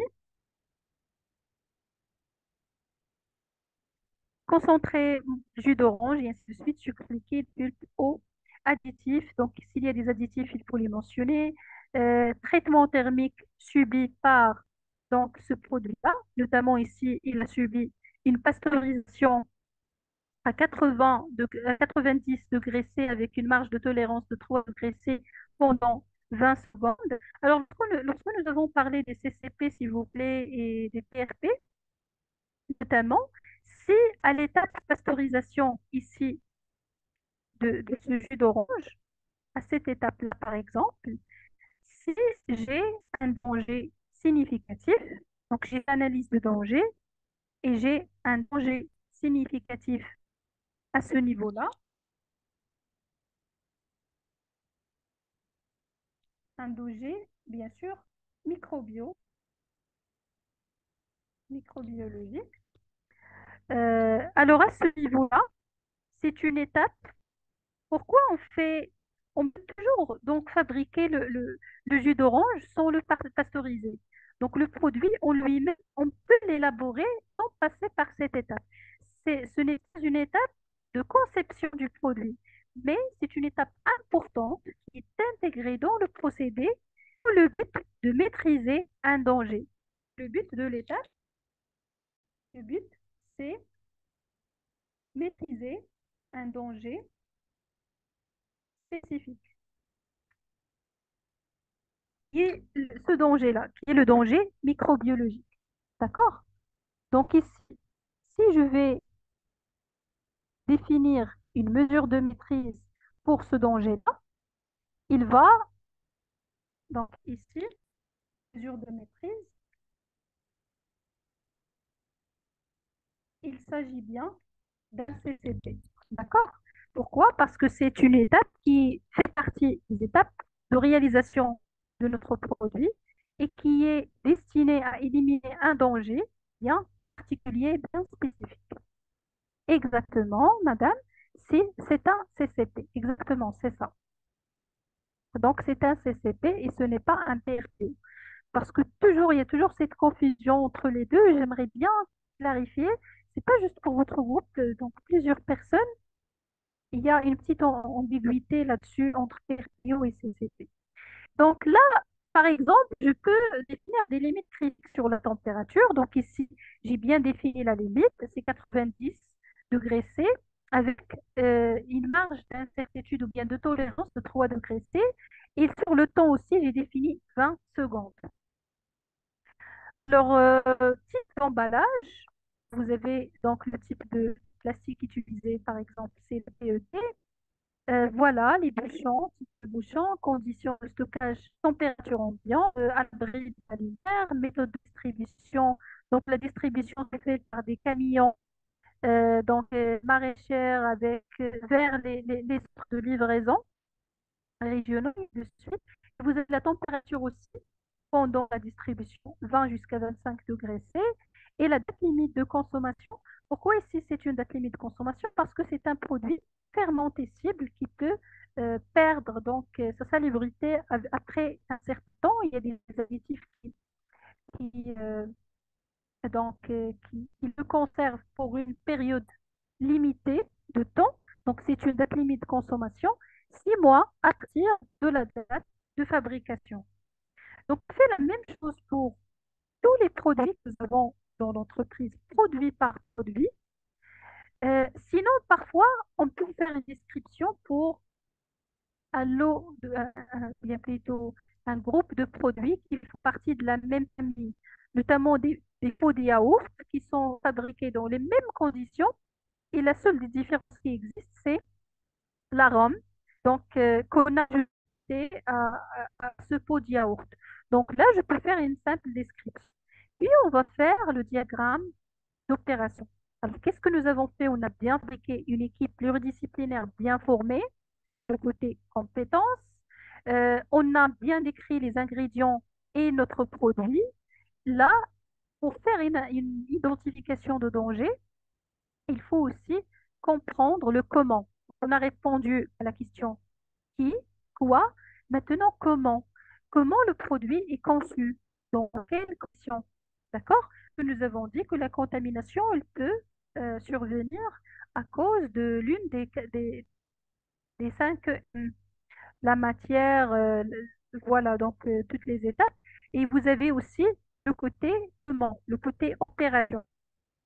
Alors, le diagramme de flux ou bien le diagramme de fabrication, c'est une représentation thématique de la séquence des étapes ou opérations utilisées pour la production ou la fabrication d'un produit alimentaire donné. Dans la norme, on vous dit que le diagramme de flux est une description des processus, ça veut dire une présentation schématique et méthodique de la séquence d'étapes et de leurs interactions dans le processus. Alors, le diagramme de flux doit, le cas échéant, contenir les éléments suivants: la séquence et les interactions de toutes les étapes de fonctionnement.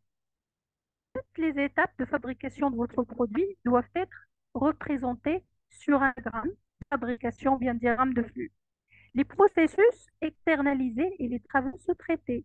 Si vous avez une partie de votre produit, par exemple, qui se fait à l'extérieur de l'entreprise ou bien qui est sous-traité à une autre entreprise, il faut l'indiquer sur le diagramme. Parce que ces points d'entrée-là, donc ces points, si on ne les maîtrise pas, ils peuvent être source de danger. Donc il faut savoir, est-ce qu'il existe des processus extérieurs? Par exemple, la partie emballage, je la confie à une autre entreprise.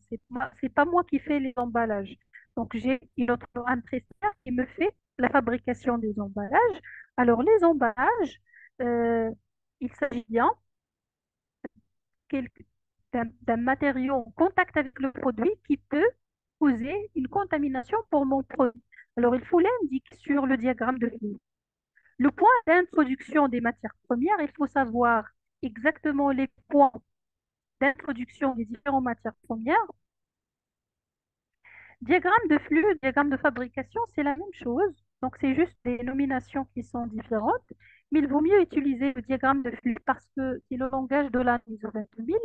Donc, on dit tout simplement diagramme de flux.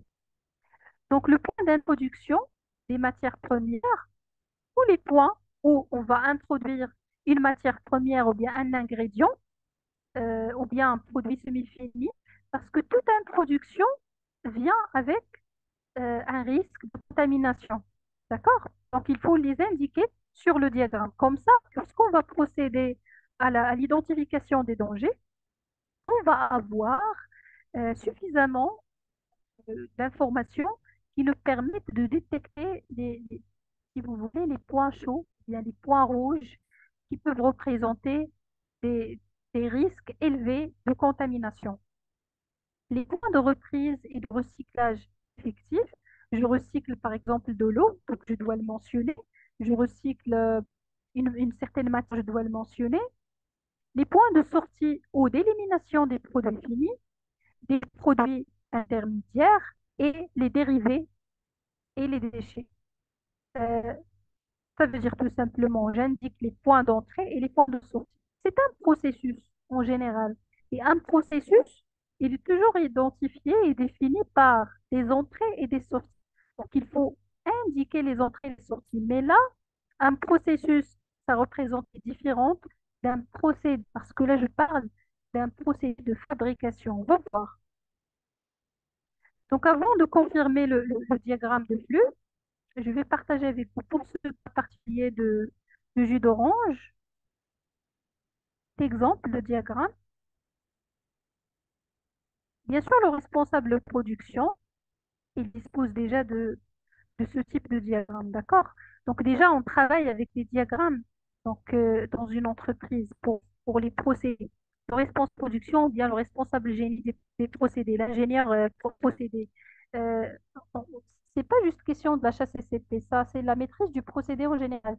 Donc on a déjà des représentations, mais qui peuvent être, par exemple, pas forcément euh, ciblés vers le côté sécurité des aliments.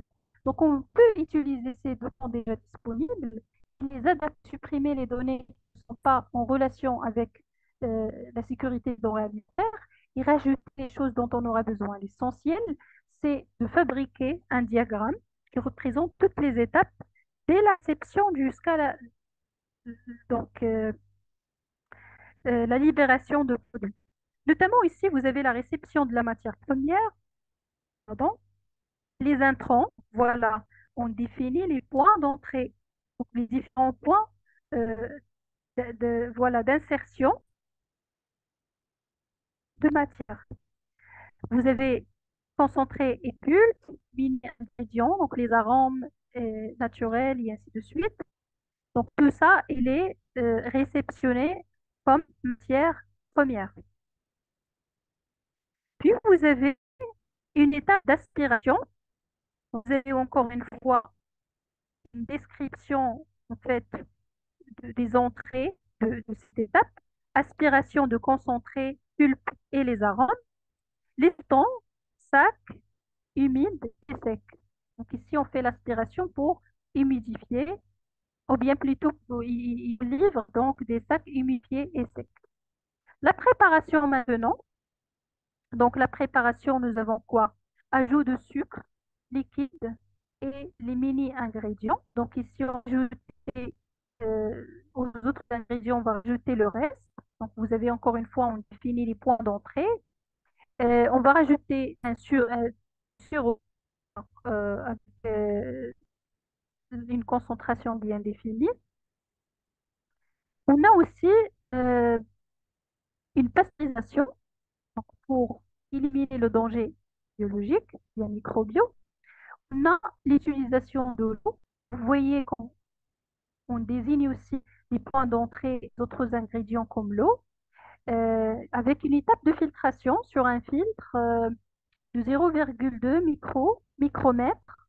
Donc, il faut désigner aussi les bonnes conditions de filtration.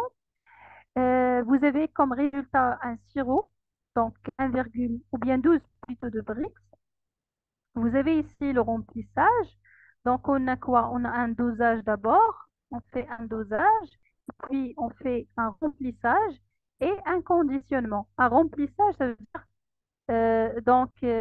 remplissage des récipients qui vont, ou bien plutôt les emballages. Donc ça, c'est le point d'introduction des emballages.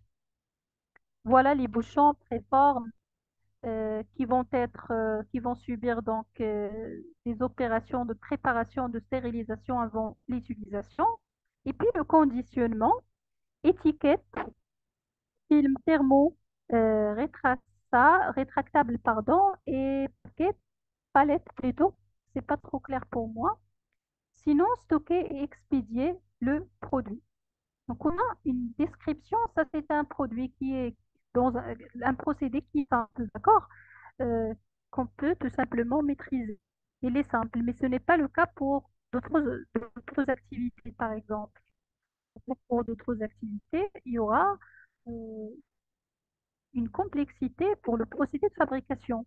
Ça dépend donc de la nature du produit. Ça, c'est un sous-diagramme des emballages qui décrit les étapes suivies pour les emballages, notamment les préformes et les bouchons.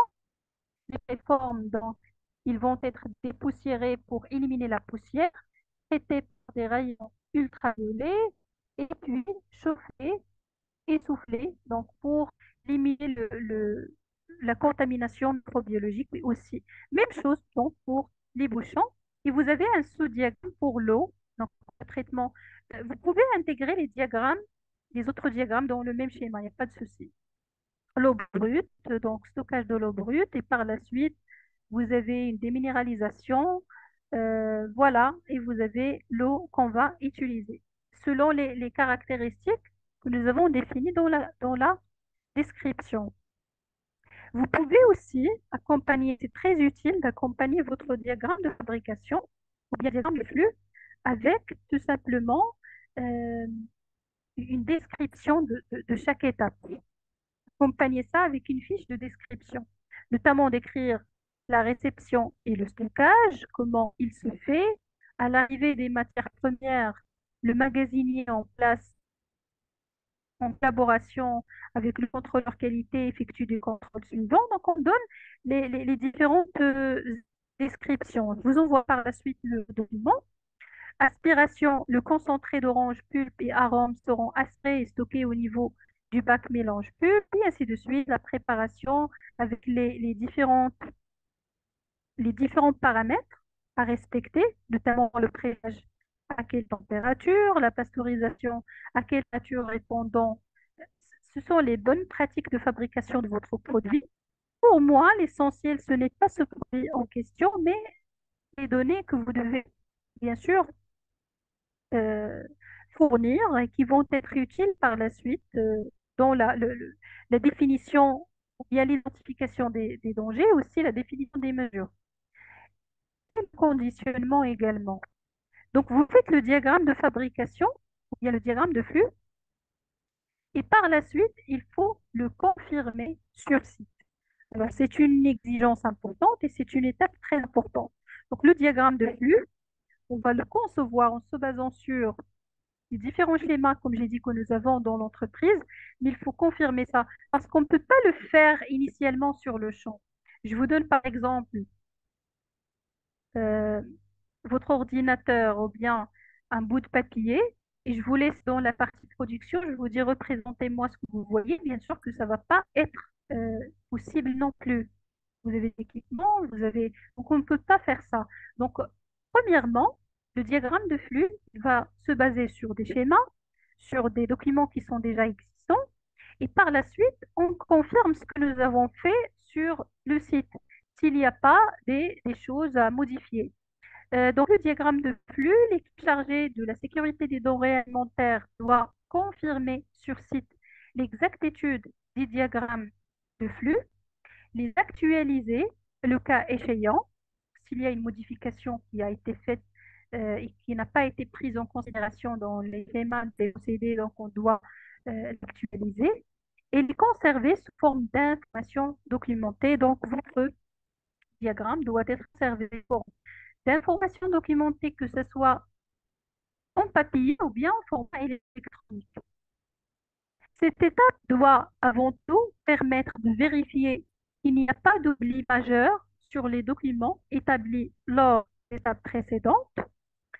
Ça veut dire peut-être qu'on a effectué des modifications qu'on a au niveau procédé qu'on n'a pas pris en considération dans les documents qu'on a et sur lesquels on s'est appuyé pour fabriquer le diagramme. Donc, il est important que cette vérification soit faite par l'équipe HACCP au complet et porte sur toutes les étapes et les informations associées. L'essentiel, vous vous rendez sur terrain et vous comparez ce que vous avez en réalité avec ce que vous avez sur les schémas. Pourquoi toute l'équipe doit être incluse? Parce que tout simplement, euh, pour confirmer le diagramme, il aura besoin de plusieurs disciplines. Donc, pour les machines, pour les étapes, pardon, par exemple, vous avez le responsable procédé, peut apporter son avis, et ainsi de suite, les intrusions, et ainsi de suite. Donc, il faut euh, maîtriser les diagrammes de flux avant de passer à l'étape suivante. Et les diagrammes, ça concerne toutes les étapes, ou bien tous les produits, pardon, et tous les procédés de fabrication de produits. Donc, produit par produit. Notamment, vous pouvez utiliser une checklist de vérification qui va vous aider à confirmer ce que vous avez en réalité par rapport à ce que vous avez représenté. L'étape, donc vous pouvez lister les différentes étapes que vous avez sur le diagramme, la description de l'étape, et puis est-ce que c'est conforme à ce que nous avons, bien sûr, en réalité ou pas. Ça, c'est le cas des poissons. Donc, l'autre exemple d'hier, notamment ici, si je fais le contrôle et je trouve que le stockage intrant n'est pas représenté au niveau du diagramme, donc absence de la partie stockage, alors il faut l'ajouter sur le diagramme. Par exemple, stockage de poissons dans une chambre froide n'est pas mentionné. Il faut donc, voilà, pas de précision surtout. Ça, l'étape, il est bien représenté, mais on n'a pas donné des précisions. Surtout pour les choses, par exemple, refroidissement, chauffage, pasteurisation. Donc, les étapes techniques, il faut indiquer sur le diagramme les précisions sur les températures, sur les durées, par exemple, sur s'il s'agit d'une pression, quelle est la pression. Donc, il faut donner les informations techniques et les représenter sur le diagramme, comme pour le diagramme de tout à l'heure. Vous pouvez élaborer des checklists et en utilisant cette checklist, confirmer ce que vous avez en réalité est bien ce que vous avez représenté au niveau du diagramme. Et c'est juste maintenant qu'on peut commencer l'analyse de danger. Ça veut dire les principes que je viens de vous expliquer d'une façon généralisée au début de la séance. L'étape 6, c'est le principe 1, tout simplement. Procéder à une analyse de danger. Alors, je vous rappelle, le principe numéro 1, il vous dit qu'il faut énumérer tous les dangers potentiels associés aux différents produits, aux différentes étapes de fabrication de produits, effectuer l'analyse des dangers. Donc, analyse de danger, ça veut dire comprendre le danger, euh, son origine, sa composition. Donc, s'il s'agit d'une bactérie, il faut savoir cette bactérie-là, euh, quelles sont ses conditions de vie, par exemple, quelles sont ses conséquences sur la santé. Donc, il faut analyser le danger, pardon, et bien comprendre. Ce danger-là, ces causes racines. Donc, vous pouvez par exemple utiliser la méthode des 5 pourquoi pour trouver la cause racine du danger. Et par la suite, les conséquences. Vous pouvez faire appel à des experts externes aussi, si vous voulez, des biologistes, et ainsi de suite, ou bien des labos d'analyse pour vous aider à faire une compréhension complète de ce danger. Et par la suite, envisager les mesures de maîtrise. Ça, c'est le principe dont la norme vous dit procéder à l'analyse de danger et valider les mesures de maîtrise ou bien une combinaison de mesures de maîtrise.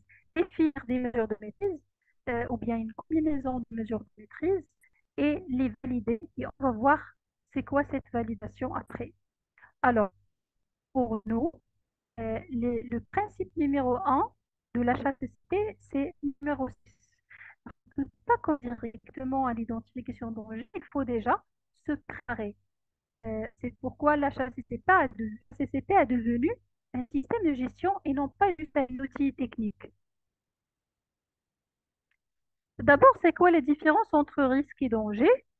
Danger, c'est la propriété ou capacité intrinsèque d'une substance, d'un équipement, bien d'une méthode de causer un dommage. Ça, c'est la définition généralisée. Mais si on veut donc lier la définition et entre le domaine de la sécurité alimentaire, c'est les capacités intrinsèques d'une substance, que ce soit chimique, physique ou bien biologique, à causer pas un dommage, mais euh, voilà, c'est aussi un dommage sur le produit, mais un dommage sur la santé, surtout de l'être humain, après consommation. Ça peut être un agent biologique, biochimique, physique ou état d'aliment ayant potentiellement un effet nocif sur la santé. Le risque, c'est une, c'est le résultat de l'exposition à un danger. Le risque, c'est au cas où, d'accord, j'ai un danger, que ce danger entre en contact avec l'être humain. Qu'est-ce que ça va donner? Si vous voulez, c'est la mesure des résultats. Donc, on peut toujours avoir un danger sans risque. Je vous donne un exemple qui est hors ou bien plutôt dans le domaine alimentaire. D'accord. Donc, on prend par exemple un produit contaminé.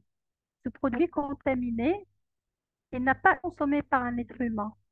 Donc, le risque, il est toujours existant, mais puisqu'il n'y a pas une exposition avec l'être humain, il n'y a pas un contact, il n'y aura pas de conséquences. Donc, il y aura pas, le risque ne va pas apparaître.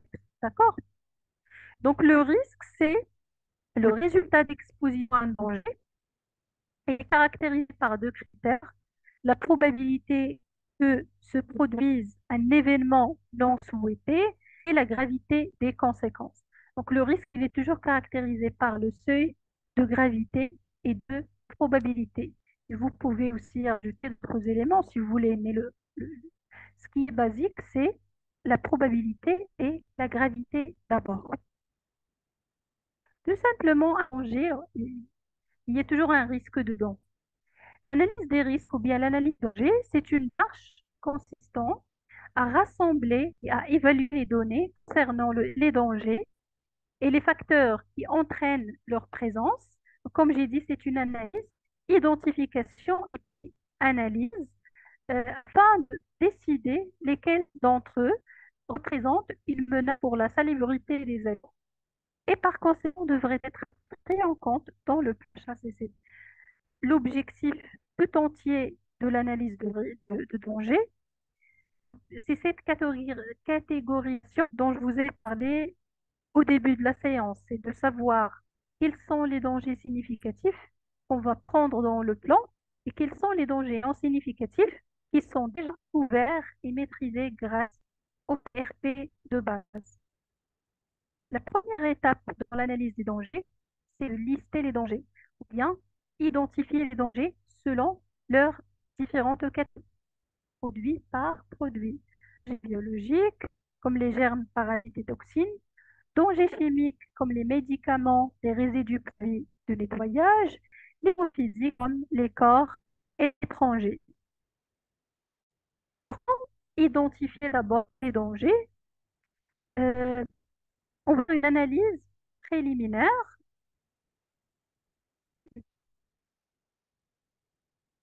On peut faire une analyse préliminaire pour énumérer donc les dangers grâce donc à des moyens de résolution de problèmes.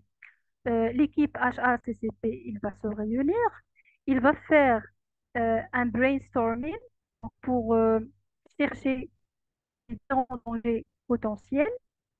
On peut faire donc ou bien on peut utiliser les moyens de résolution de problèmes, les diagrammes A et P, les diagrammes en arbre, je veux dire l'arbre de décision, mais l'arbre de cause.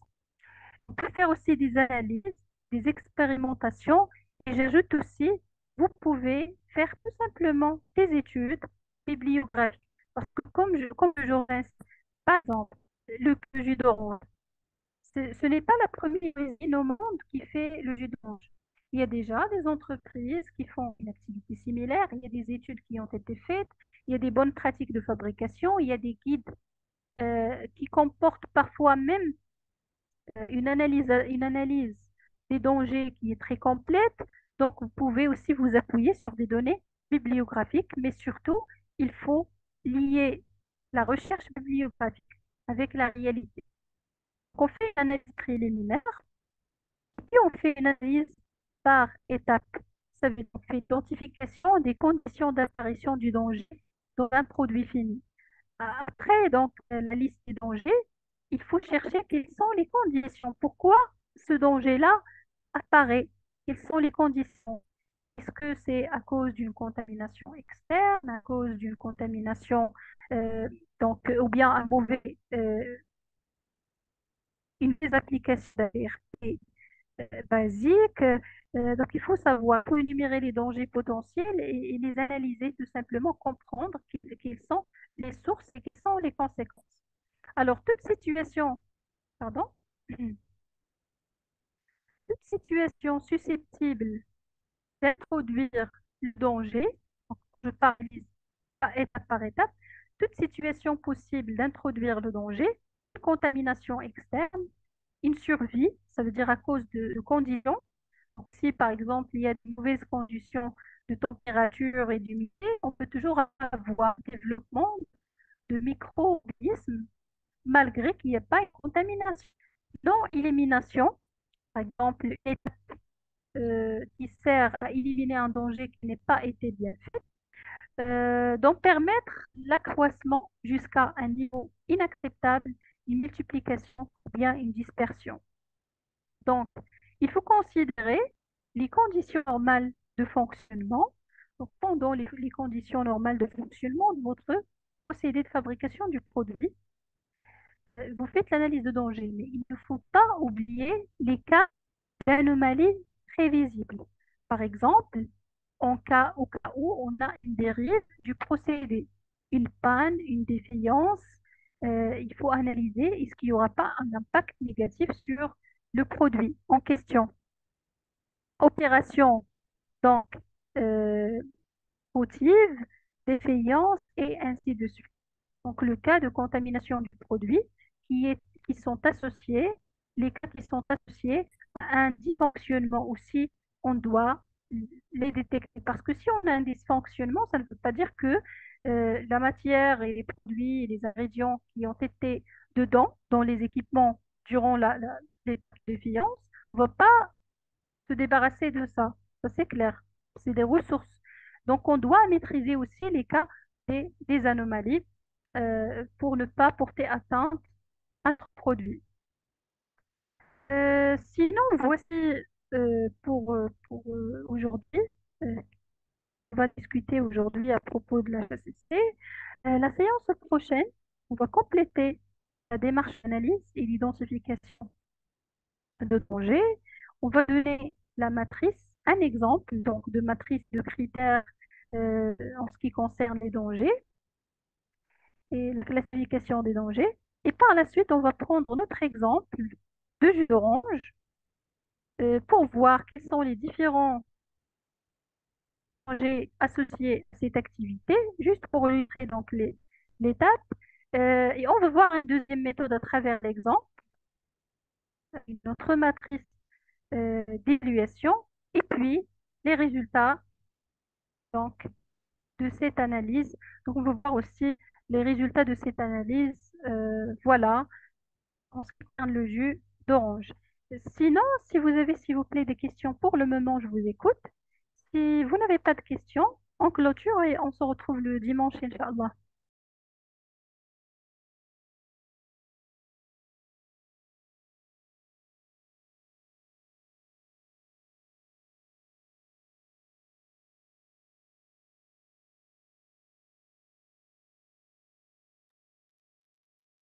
Alors, je pense que c'est bon. Si vous avez des questions, bien sûr, vous pouvez les communiquer dans le groupe WhatsApp. Je vous remercie énormément et très bonne soirée.